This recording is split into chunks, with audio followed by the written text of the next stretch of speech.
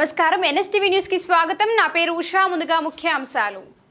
వరంగల్ జిల్లా వర్ధన్నపేట మండలం నల్లబెల్లి గ్రామంలో వర్షాలు కురవాలని గ్రామంలోని శ్రీ ఉమామహేశ్వర దేవాలయంలో పవిత్రమైన వరుణ ఘట్టాభిషేకం పూజా కార్యక్రమాన్ని నిర్వహించడం జరిగింది.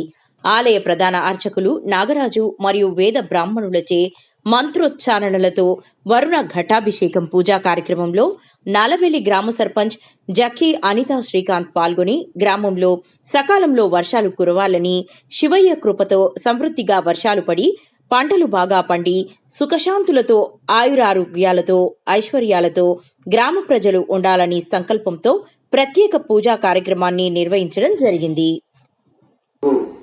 నాగరాజేశ్వర గారి ఆధ్వర్యంలో ఈరోజు సోమవారం చతుర్దశి ఆర్ద్ర నక్షత్రం విశేషమైన రోజు. ఈ రోజు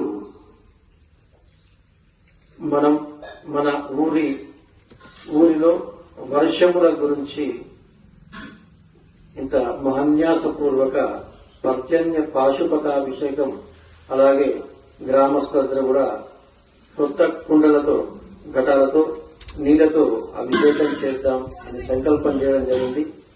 దీనికి ఊరిలో ఉన్న గ్రామ పెద్దలు, భక్తులు అందరూ సహకరించారు. దీని విశేషం ఏమిటంటే, ఇది లోకో పరార్థ పూజ, అంటే ఆత్మార్థ పూజ. అంటే మనము అంటే నేను నా గురించి, నా కుటుంబం గురించి చేసేది ఆత్మ